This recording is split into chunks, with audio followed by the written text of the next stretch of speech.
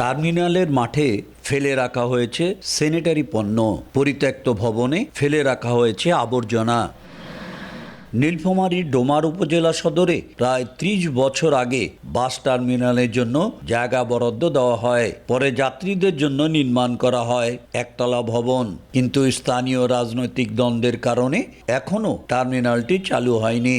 পরিত্যক্ত জায়গা ও ভবন বর্তমানে স্থানীয় প্রভাবশালীদের দখলে।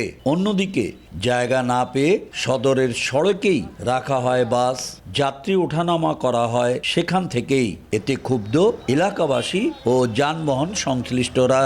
এটা না হওয়ার ওই চেয়ারম্যানের দণ্ড, এখানে স্ট্যান্ড দিব না। এখানে গাড়ি ঘোড়ার কঠিন চাপ, তার ভিতর তো এখানে একটু ছোট রাস্তা চিকন, এখানে ডেলি দিন অ্যাক্সিডেন্ট হয়। যে যাত্রীদের জন্য একটা বাথরুম টয়লেট থাকার এটারও ব্যবস্থা নাই। এই দেখেন কি অবস্থা বাস স্ট্যান্ডের। এখানে টার্মিনাল নাই অবস্থায়, গাড়ির রাস্তায় রাখিয়া আমরা যাত্রী সেবা দিতেছি। রাস্তার ধারে গাড়িগুলো লাগে, এখানে একটা টার্নিং যে সমস্যা, আমাদের একটা টার্মিনাল খুবই প্রয়োজন।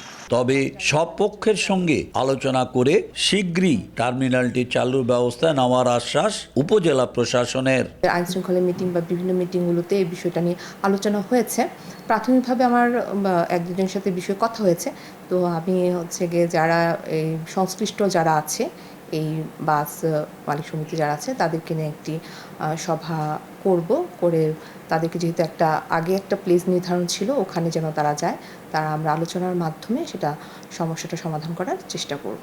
বাস টার্মিনালের জন্য বরাদ্দকৃত জায়গার পরিমাণ 1.13 একর। শাকির হোসেন বাদল, সময় সংবাদ, নীলফামারী।